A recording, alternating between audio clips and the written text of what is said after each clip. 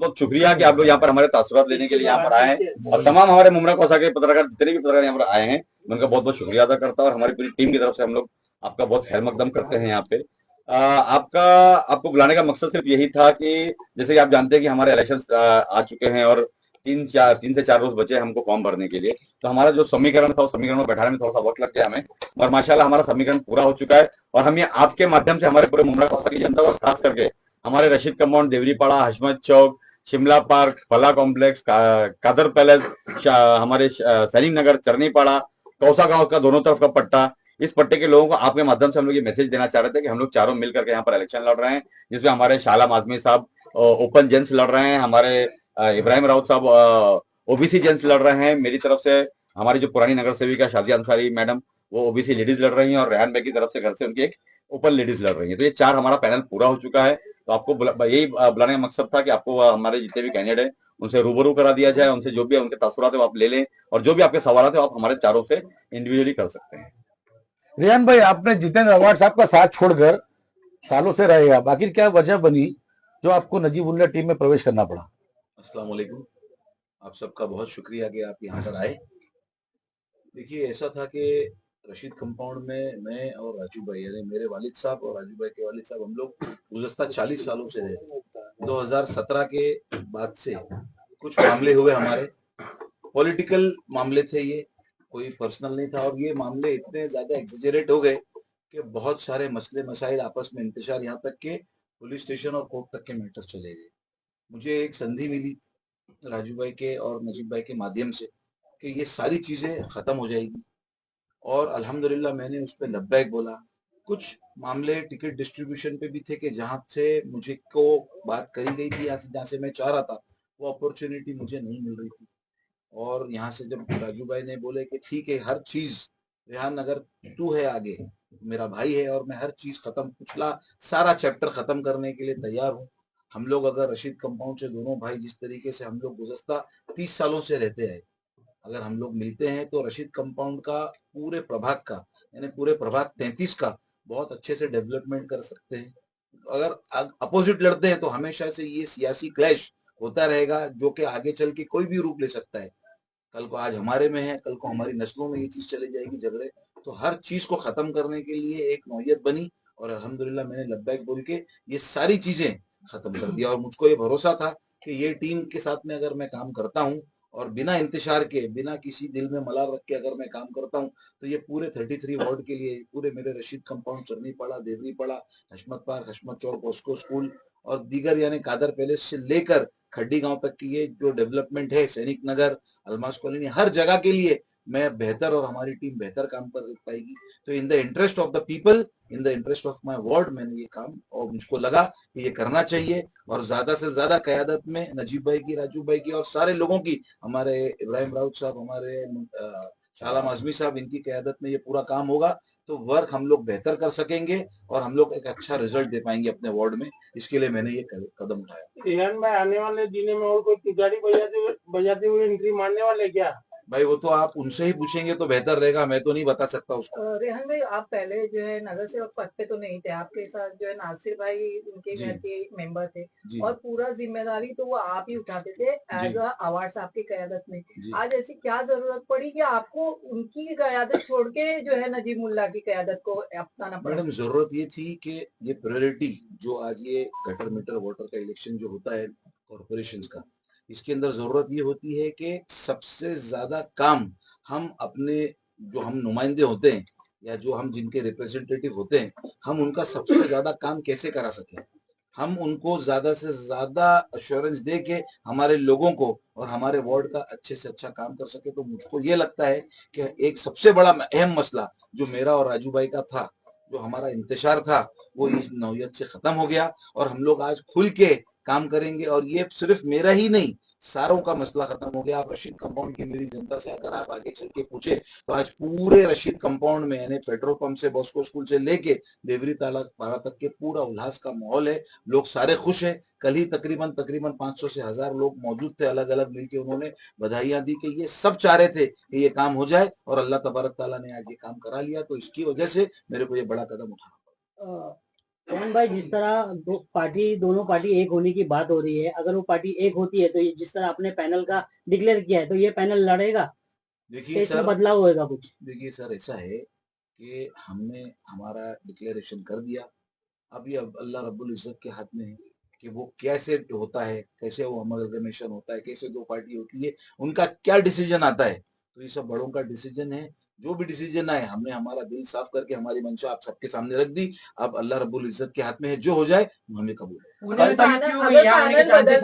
अगर पैनल बदलता है तो क्या आप फिर से नाराज होकर कहीं और चले जाएंगे? मैडम, ऐसा है कि ये आज मुझको 10 साल हो गए, उसके अंदर कितनी आपने मुझसे नाराजगी देख ली और कितना एक बार ये मामला हुआ।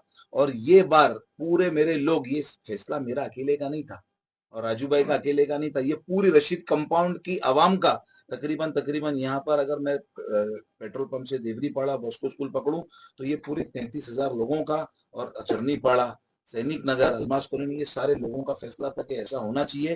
पॉलिटिकल मामले होते हैं, रंजिशें होती है, डिफरेंस ऑफ ओपिनियन होता है, थॉट्स अलग अलग होते हैं, लेकिन ये मामला इतना बढ़ गया था कि आगे चल के कुछ भी हो सकता था। तो नजीब भाई की क़यादत में, राजू भाई की क़यादत में ये चीज ऐसी हुई कि ये मामला हमेशा के लिए इंतशार जो नस्लों में चले जाता, अगर अब नहीं होता मैडम तो हमारे बच्चों में भी ये चीज चली जाती। तो इसको खत्म करना बहुत जरूरी था। और आपके माध्यम से मैं बोलूंगा कि मैडम, जो बात है हमारे कैरेक्टर की बात है और हमारे पर्सनल बात है, लेकिन इससे हमारे ये जो मसला था, इससे हमारे लोग भी बहुत परेशान थे। कोई मुझसे मिल रहा है तो राजू भाई से छुप के मिल रहा है, कोई राजू भाई से मिल रहा है तो मुझसे पीछे से मिलने आ रहा है, यानी ताल्लुकात सबसे रखने सबको, लेकिन आदमी जाहिर अपने आप को रिप्रेजेंट नहीं कर पा रहा था। आज ये चीज खत्म हो गई और अल्हम्दुलिल्लाह एक बहुत अच्छा माहौल बन गया। तो आप दुआ करें मैडम, आप सारे लोग, हम भी दुआ करते हैं कि हमको ज्यादा से ज्यादा लोगों को अप्रोच करने मिले और ज्यादा से ज्यादा वार्ड का काम निकले। कल तक के बीजेपी का चेहरा बताए जाने वाले नजीब भाई की पार्टी में आपने प्रवेश किया है जी। इस पर आप जनता को किस तरीके से कॉन्फिडेंस में लेंगे आने वाले इलेक्शन में? सर, मैं आपसे एक बात पूछता हूँ, कभी मैंने बोला नजीब भाई की पार्टी बीजेपी का आपकी पार्टी के काफी कार्यकर्ता थे, यहाँ तक कि खुद जितेंद्र रावत जब उस पार्टी में आप थे तो उनके द्वारा भी काफी बार नजीमुल्लाह पर यह आरोप लगाया गया कि वो बीजेपी का चेहरा है। तो इस पर आप जनता को किस तरीके से कॉन्फिडेंस में लोगे? मैं आपसे बहुत अच्छा सवाल किया आपने। सर, ये कॉरपोरेशन का चुनाव है और कॉरपोरेशन का चुनाव जो भी जीतता है, काम करने के लिए उसको फंड्स की जरूरत होती है। अभी पुणे महानगर पालिका के अंदर कांग्रेस, एनसीपी, अजीत दादा गुट और शरद चंद्र जी पवार गुट साथ में आ गया, तो आप वहां पर क्या बोलेंगे? तो ये सिर्फ कवायद इसके लिए हुई कि बीजेपी को हरा सके। हमारे यहाँ पर भी बीजेपी पैक्ट में नहीं लड़ रही, और जीतने के बाद, जब जीतने के बाद हम फील्ड पे उतरेंगे काम करने, तो उसके बाद में क्या? उसके बाद में तो हमको सारे फंड्स की जरूरत पड़ेगी, जो कि हमको हमारे पर्सनल के लिए नहीं, हमको लोगों के लिए, लोगों की सहूलत के लिए, गटर, वाटर, मीटर, नाला, सैनिटेशन, ये सारी चीजों को मुहैया कराना है। तो अगर हम सिर्फ बीजेपी बीजेपी बीजेपी बोलते रहेंगे तो ये फंड्स कहाँ से एलोकेट होंगे? रेहन भाई, लेकिन अभी हाल ही में विधायक जितेंद्र रावत की एक स्पीच हमने सुनी थी जी, उसमें उन्होंने खुल्लम खुल्ला यही बात कही कि आपको बीजेपी वालों के साथ जाना है क्या, बीजेपी का साथ देने वाली पार्टी के साथ जाना है क्या, उनके पास तो वही एक फॉर्मूला है। तो इससे कैसे निपटेंगे? क्योंकि अगर जो मुस्लिम समाज के जहन में तो ये बिठाया गया है ना। अगर अवार्ड साहब ने ये बात बोली तो मैं समझता हूँ आपको ये सवाल उनसे पूछना चाहिए और क्लेरिफिकेशन उनसे लेना चाहिए, मुझसे नहीं। तो सर, जब एमएलए इलेक्शन में मुसलमानों को बीजेपी का नाम लेकर गुमराह किया जा रहा था, तब आप साथ में खड़े थे, आपका बयान ना आया होगा। दोनों पार्टियों ने उलेमाओं को इस्तेमाल किया था, आपकी तरफ से भी और उनकी तरफ से। कैसे लोगों को कहेंगे कि बीजेपी के साथ आप हैं या नहीं? मैडम, बीजेपी के साथ में तब हम कभी भी नहीं थे। राजस्थानी जी को भी कई दफा टारगेट किया गया था। ठीक है ना मैडम, बीजेपी का जो मामला आ रहा है, बीजेपी के साथ वो हो सकता है जो बीजेपी के प्रोटोकॉल से उनकी पार्टी में शुमार होके चले। बीजेपी के साथ नहीं है मैडम, तो फिर एमएलए इलेक्शन में मुमरा वासियों को गुमराह क्यों किया गया? तो मैडम, अगर मैंने गुमराह किया तो आप मुझे बताइए कि रेहान भाई, मुखिया तो जितेंद्र रावत है ना। मैं आपसे थोड़ा सा आपकी बात को सवाल है राजू भाई, एक सवाल है। आप भी पहले अवार्ड साहब की पार्टी में थे और रेहान भाई भी थे, जो इंतशार आपके बीच में आ गया था, आप ही जो रेहान भाई बताए, तो उस कलश को जो है उन लोगों वो डिस्प्यूट को खत्म करने की वहां से किसी ने कोशिश नहीं की थी? आपको ऐसा लगता है? मैं तो ये समझता हूँ कि हमारे मुमरा कसम एक ही नारद मुनि है। जब नारद मुनि ने भगवानों को लड़ा दिया तो ये तो हमारे दोस्त को लड़ा रहे हैं। तो इतना ही मैं बोलना चाहूंगा कि तो यानी ये जो पहल, आपका टारगेट जो है उनकी वजह से ये इंतजार पैदा हुआ था। बिल्कुल उनकी वजह से ये इंतजार पैदा हुआ। कोई भी फैसले लेने से पहले जब जो लीडर होता है ना, लीडर का मतलब क्या था? The man who Leeds. Leader का मतलब ये होता है कि पूरे कुनबे को और पूरे खानदान को साथ में लेकर के चलो। जब हम कोई फैसला लेना चाहते हैं तो फैसले लेने से पहले मशवरा करना जरूरी होता है। उनका ये आदत थी कि भाई वो जो चाहिए वो अपने हिसाब से अपने फैसले ले ले और वो फैसले लोगों के ऊपर थोपते। आज क्या हुआ आज उनके साथ में 37 नगर मतलब आपका कहना है कहीं ना कहीं मैं पूरी बात खत्म कर लेता हूँ। मैं पूरी बात मेरी खत्म कर लूं कि 37 नगर सेवक थे उनके पास, कितने बचे आज उनके पास? गिनती के 4-5। क्यों हुआ ऐसा? देखो, एक आदमी गलत हो सकता है, 2 आदमी गलत हो सकते हैं, पूरा कुनबा और पूरा खानदान गलत नहीं हो सकता है। आज जगदाली साहब पूरा पैनल लेके चले गए, नजीमुल्लाह साहब पूरा पैनल लेके चले गए, स्वाद देसाई पूरा पैनल लेके चले गए, मिलिंद पाटिल पूरा पैनल लेकर के चले गए, मुमरा के अंदर जफर नुमानी पूरा पैनल लेके चले गए, मैं पूरा पैनल लेकर के आ गया। तो ये क्यों हुआ ऐसा? कहीं ना कहीं हमें अपना आत्म परीक्षण करने की जरूरत है कि हमारे अंदर ऐसी क्या कोताही है, ऐसी हमारे अंदर क्या कमी है कि जिस वजह से लोग हमें छोड़ करके जा रहे हैं। ये मैं उनको भी सलाह दूंगा कि आप भी अपने अंदर थोड़ा सा अपने आप को टटोलें और देखें कि मेरे अंदर क्या गलती हो रही है जिस वजह से हो रहा है। दूसरी चीज आपको मैं बोलना चाहूंगा, ये अब ये बीजेपी के बारे में आप बार बार कर रहे हैं। देखो, कोई भी अदना सा जब वो कार्यकर्ता होता है तो जो टीम का लीडर होता है, जो टीम का कैप्टन होता है, वो जो कैप्टन जिस तरीके से रणनीति बनाता है उसी तरीके से फील्डर को काम करना पड़ता है। तो उनकी रणनीति थी, और ये रणनीति उनकी नहीं है। आपको ये बता दो, ये हिंदुस्तान की रणनीति 2014 में चालू हुई। सबसे पहले पोलराइजेशन और कोड और जातिवाद के ऊपर वोट मांगना, ये नरेंद्र मोदी जी ने किया। इस देश के अंदर सबसे पहला जातिवाद करने का काम जो है वो नरेंद्र मोदी जी ने 2014 में किया। तब से एक पोलराइजेशन ऑफ वोट का एक लोगों को तरीका मिल गया कि किस तरीके से लोगों को, मुसलमानों को, खास करके मुसलमानों को बीजेपी का डर दिखाया जाए। बोलते हैं ना कि भाई शेर आने वाला है, शेर आने वाला है, तो अपने बकरे को संभालो। तो वो शेर का डर हमको दिखाते। मैंने 2012 के इलेक्शन में मेरे सामने शिवसेना से इलेक्शन लड़ रहे थे सुभाष वीर साहब, तब भी मैंने उनको कहा था, वो मेरे यहाँ पर एक बैनर लगाया था उन्होंने, शायद मैडम आपको याद होगा, उन्होंने एक बैनर लगाया, उसके उन्होंने शेर का एक बहुत बड़ा चेहरा लगाया था और चेहरा लगा के हमको डराने की कोशिश की थी। मैंने कहा था दूसरे दिन कि यहीं पर वो हमारा स्टेज प्रोग्राम होना चाहिए। मैंने वहाँ पे स्टेज प्रोग्राम दिया था, तब हम सब साथ में थे, ध्यान में मेरे कंधे से कंधा मिला करते थे। मैंने उनसे ये कहा था कि जिस शेर से आप हमको डरा रहे हो ना, मुसलमानों को, आप इतना याद रखना कि अल्लाह ने इसको हलाल किया होता ना, तो ये शेर हमारी फ्रिजों में पड़ा होता था। तो एक बहुत बड़ी बात आपको समझाना चाह रहा हूँ कि मुसलमान किसी के बाप से नहीं डरता। आज से 1400 साल की हिस्ट्री आप देख लीजिए, जब कैसर और किसरा थी ना, वो दुनिया के वर्ल्ड पावर थे, the Roman umpire and the Persian umpire. क्या हुआ उनके साथ में? जब मुसलमान लड़ने बैठे तो उनको घुटने टेकने पड़े। आज का हाल भी वही है कि आज दुनिया का 2 वर्ल्ड सुपर पावर है, रशिया और अमेरिका। आज उनका अफगानिस्तान में क्या हाल हुआ आपने देखा ना, वो भी वहां पे घुटने टेके या नहीं टेके। तो हमारी कौम को ये बीजेपी का डर मत दिखाइए, हम बीजेपी के बाप से भी नहीं डरते। लेकिन फिलहाल तो बैकफुट पे है राजू भाई, वो तारीख थी, वो हिस्ट्री थी, बिल्कुल तारीख में नहीं, हम कभी भी अल्लाह का करम रहा कि हम कभी बैकफुट पे इलेक्शन नहीं लड़े। लेकिन हमने हमेशा फ्रंट फुट पर इलेक्शन लड़ा, ये हमारी हिस्ट्री रही है। अब हमारी हिस्ट्री उठा के देख सकते हैं। और मैं आपको फिर वापिस से बोलता हूँ कि आज की तारीख में एनसीपी शरद पवार साहब की पार्टी 6 जगह पे, 6 शहर के अंदर हमारे साथ में युति करके लड़ रही है। ठीक है, यहाँ पर नहीं लड़ रही है, मगर यहाँ पर अभी आप मुझे एक बात बताइए कि अविनाश पवार साहब जो मुमरा कौसा के अंदर मस्जिदों के भोंगे उतारने के लिए बोल रहे हैं, सॉरी अविनाश यादव साहब, वो मुमरा के भोंगों को उतारने के लिए इतनी कवायद कर रहे थे, इतनी यहाँ पे मीटिंग ली, इतनी सारी यहाँ पे धमकियां दी गई। आपने देखा होगा कल जब उनकी युति की मीटिंग हो रही थी तो अवार्ड साहब के नाथ बंगले के ऊपर वो अविनाश यादव साहब अवार्ड साहब के साथ में बैठे थे और उनकी युति हो गई है। वहां पर कांग्रेस, एनसीपी, एसपी, मनसे और उबाटा चारों मिलकर के इलेक्शन लड़ रहे हैं। तो क्या आज वो अविनाश यादव जो है वो सेकुलर हो गए? जो हमारे धर्म के खिलाफ, हमारी कौम के खिलाफ बोलते हैं, वो हमारे मनसे के जो अध्यक्ष हैं राज ठाकरे साहब, आपने शायद सुना होगा खासदार के इलेक्शन में उन्होंने कहा था कि मुमरा कौसा में आतंकवादी रहते हैं, और उसका बहुत मुंह तोड़ जवाब मैंने और जफर नुमानी साहब ने दिया था, आपने सुना होगा उसको।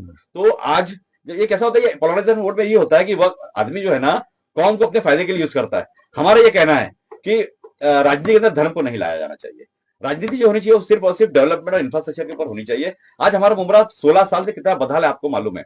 आज 16 साल के अंदर हमारे विधायक जी 2 मरतबा मंत्री रहे, 16 साल से वो विधायक है, 7.5 साल वो सत्ता के अंदर रहे, 2009 से लेकर 2014 तक वो सत्ता में रहे और 2019 से लेकर 2022 तक वो सत्ता में रहे, यानी 7.5 साल वो सत्ता में रहे। अगर वो चाहते, हाउसिंग एंड डेवलपमेंट मिनिस्टर थे, आज अगर वो चाहते तो मुमरा के अंदर हॉकर का मसला हल हो सकता था, ट्रैफिक का मसला हल हो सकता था। हमारा जो इलीगल बिल्डिंगों में आज 4000 घर तोड़े गए, बेचारे बेघर हो चुके हैं। अगर वो चाहते तो हाउसिंग एंड डेवलपमेंट मिनिस्टर, जिस तरीके से उन्होंने रमाबाई अंबेडकर कॉलोनी में, कमाटीपुरे के अंदर, बीआईटी चौक के अंदर, जोगेश्वरी के अंदर, रामाबाई के अंदर, हर जगह उन्होंने बहुत सारे क्लस्टर डेवलपमेंट लाया, सारे की स्कीमें लाई। क्या मुमरा में लाने की जरूरत नहीं थी उनको? थी, मगर नहीं किया। आज आप देखिए कि एमसीए, मुंबई क्रिकेट एसोसिएशन, उसका इलेक्शन होता है, उस इलेक्शन के अंदर 13 जो मेंबर है बीजेपी के, वो किसको वोट देते हैं? आशीष शेलार का पूरा पैनल जो है वो माननीय श्री जितेंद्र अवार्ड साहब को वोट देता है। क्यों? जब आपको जरूरत पड़ती है तो आप बीजेपी का साथ ले लें। आपने वो जो मारुति का शोरूम लिया है वो कैसे लिया हमको भी मालूम है और आपको भी मालूम है। कौन भैया जी के पास जाके पैर पड़ा और जाके बेल से बात की? अभी बात होती है क्योंकि प्रेस कॉन्फ्रेंस आप लोग ने लिए आपके चेहरे दिखाने के लिए। शाह आलम भाई से बात करेंगे, सवाल कीजिए। पहले टर्म में आप आए थे, एमआईएम से जीत कर आए थे, चेहरा एमआईएम का था, पार्टी एमआईएम थी। अब नई पार्टी में किस तरीके से आप काम करेंगे, क्या रहेगा आपका काम? अस्सलाम वालेकुम रहमतुल्लाह बरकातहू। सबसे पहले तो मैं आपके सवाल का जवाब दे दूं कि मैं एमआईएम के चेहरे पे एमआईएम के उस पे मैं इलेक्शन लड़ा था। उसकी मैं आज भी बात करता हूँ कि अल्हम्दुलिल्लाह अल्लाह ताला ने मुझे एमआईएम से ही इज्जत बख्शी, और उसके ऊपर रहते हुए अकेले तनहा नगर सेवक में थाना महानगर पालिका में एमआईएम का था, और मैंने वो काम करके दिखाया जो एक नगर सेवक को करना चाहिए था। तमाम लोग जानते हैं कि मैं जमीन लेवल पे काम किया। उसके बाद मेरे पास राजू अंसारी और जफर नुमानी के साथ ही मेरे ताल्लुकात थे। इन्हीं के जरिए मैं नगर अपने वार्ड के अंदर जो डेवलपमेंट का काम करना रहता था, मैं बजट लेके आता था। वही सब हालात को देखते हुए मेरे लोगों ने भी ये फैसला किया कि शालम तू मजबूत पैनल के साथ में जा, ताकि तू जो काम पहले कर चुका है इस बार जब करो जीतोगे तो इंशाल्लाह ताला तुमको काम करने में मजा आएगा और ज्यादा से ज्यादा काम कर पाएगा। यही सोच के मैंने राजू भाई के साथ में पैनल पार्टी बनाया से था। टिकट नहीं मिली थी आपको, मतलब आप पार्टी से कंफर्म नहीं हुए थे, एमआईएम से आपको टिकट ये टाइम नहीं, ऐसी कोई बात नहीं। आप पता कर सकते हो, आप जाके पता कर सकते हो कि मुझे टिकट थी क्या नहीं थी। सूत्र बता देगा 2 साल पहले ही आपने इस पार्टी से किनारा करना शुरू कर दिया था, और अजीत पवार पार्टी जो ये राष्ट्रवादी कांग्रेस है उसके साथ में आपके अच्छे रिश्ते बन गए। नहीं, सूत्र फिर आपको गलत बता रहे कि 2 साल से नहीं। राजू भाई और सुनो ना, नुमानी साहब से 2017 सुनो ना, मैं जवाब दे रहा ना भाई। 2017 से मैं जीता। आपको भी मालूम है कि पूरे मुमरा के अंदर 2 हम सीट आई थी, एक लेडीज थी, एक मैं था। तो उसके सिवा मुझे सिर्फ बताइए आप लोग, राजू अंसारी और जफर नुमानी के सिवा किसी और के साथ आपने मुझे देखा था? तो ये बात तो मुझे स्टार्ट से ही कर रहे थे लोग। पहले तो जिस पार्टी में मैं था उसी को लोग ये कहते थे बीजेपी की टीम थी। बराबर तमाम पत्रकार को मालूम है कि एमआईएम का टारगेट क्या करते थे, बोले बीजेपी की बेटी। दूसरा सवाल जो आपका उसी में जवाब दे देता हूँ कि जफर नुमानी और राजू अंसारी के साथ मैं 9 साल से रह रहा हूँ, उन्हीं के साथ काम करता था, लोग को भी मालूम है। लेकिन हमने कभी एनसीपी की किसी मीटिंग किसी प्रोग्राम में आपने देखा था क्या? सिर्फ ये 2 आदमी के साथ खुला, मैं रात के अंधेरे में तो मिलता नहीं था इनके साथ और जफर के साथ, दिन में रहता था, पूरे शहर को मालूम है, तो उसी के साथ में रहता था। आज मैं अल्लाह ने प्लेटफॉर्म दिया तो मैं इनके साथ में इलेक्शन लड़ रहा हूँ। आपका कहना ये है कि इस पैनल से अगर आप जीतेंगे तो ये पैनल का ही विकास होगा, अगर नहीं जीतेंगे तो विकास नहीं होगा? नहीं, ऐसा तो मैं नहीं बोल रहा ना। मैं क्या बोल रहा हूँ, कोई जरूरी नहीं कि देखो मुकद्दर अल्लाह ने लिखा, मेहनत करना हमारा काम है। कोई जरूरी नहीं कि ये 4 मजबूत पैनल है जो वो जीत सकते, ऐसा तो है नहीं ना। लेकिन इंशाल्लाह जब हम मजबूती से लड़ रहे साथ में, जीतेंगे तो जरूर काम करेंगे। और करके दिखाया था मैंने, अकेले रह पे भी मैंने काम करके दिखाया, ऐसा तो है नहीं कि नहीं किया। लेकिन आपने कंपाउंड में काम नहीं किया था। हाँ, तो मैं एक बार उसका भी जवाब ले लीजिए ना कि कंपाउंड के अंदर 3 नगर सेवक थे, 3 नगर सेवक इसी गली में थे। शालम आजमी का वार्ड सिल फाटे का था, आप जाके पता कर लो। सिल फाटे पे भोलेनाथ से, जवाब ले लो ना, भोलेनाथ से लेके ग्रीन पार्क हुआ सिल फाटा, और सैनिक नगर से अलमास कॉलोनी से लेके बॉस्को स्कूल तक मैं किसने काम किया था।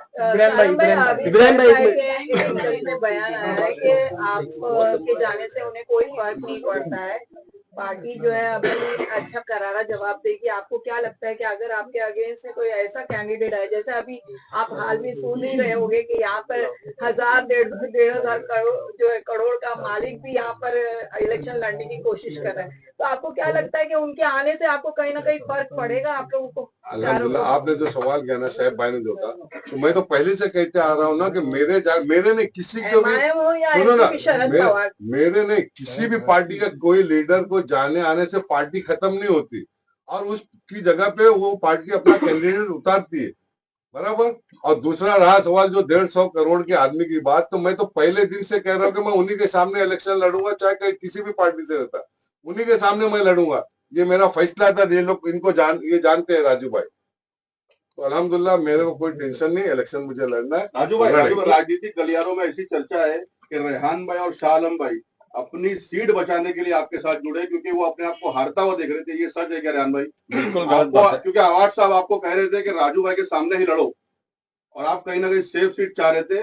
इसकी वजह से आप लोग पैनल बना करके शाह आलम भाई भी कहीं ना कहीं अपने आप को हारता हुआ महसूस कर रहे थे। तो ये सच है क्या? मैं दूं या ये दें? नहीं रेहान भाई, आपने खुद बताया कि मैं जो सीट से मांग रहा था, डिमांड कर रहा था, आपको वो सीट नहीं दी जा रही थी, वो जगह नहीं दी जा रही थी, इसकी वजह से आपने यहाँ पर प्रवेश किया। देखिए भाई, ऐसा है मामला कि आप रशीद कंपाउंड का जो मामला है ये देख लें, और आप इसका वेरिफिकेशन भी कर लें कि रशीद कंपाउंड में जो जहाँ पर मैं काम करता था, मैंने काम किया या नहीं किया। मैंने बखूबी आज तकरीबन 8-8.5 साल से और फील्ड पे ही काम किया, ग्रास रूट लेवल पर ही काम किया। दूसरी बात, जब पैनल की पोजीशन ओपन थी और मुझको ये बोला गया कि आपको राजू भाई के सामने ही इलेक्शन लड़ना है। जैसे मैं पता है कि मेरे इनके काफी दिनों से ताल्लुकात थे, हमारे 30 साल 35 साल पुराने रिलेशन, बीच में कुछ इंतशारियां आई। तो अगर एक आदमी किसी आदमी के सामने इलेक्शन लड़ता है, मेरी सिर्फ राजू भाई से बात नहीं है, किसी के भी सामने XYZ, जब दो कैंडिडेट टकराएंगे तो जाहिर सी बात है इंतजार बढ़ेगा। और ओपन बोर्ड रहते हुए मुझे ये बोला जा रहा था कि आपने यही लड़ना है, आपके पास कोई चॉइस नहीं है। जो और कैंडिडेट्स थे, जो दीगर कैंडिडेट्स थे, मेरे आप ये बात बताइए कि जो तुतारी से कैंडिडेट मेरे साथ में लड़ रहे थे, मैं आपको खुलासेवार बताता हूँ, पेट्रोल पंप से बॉस्को स्कूल और पेट्रोल पंप से लेके देवरी पाड़ा, ये सारों का कंट्रीब्यूशन, आप एक छोटा सा, आपने इतने सवाल पूछे, एक छोटा सा सवाल, इन सारों का कंट्रीब्यूशन इस इलाके में क्या?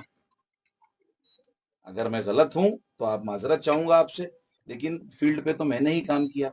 तो मुझे ही एक संधि क्यों दी गई कि भाई आपको ऐसा ही करना है?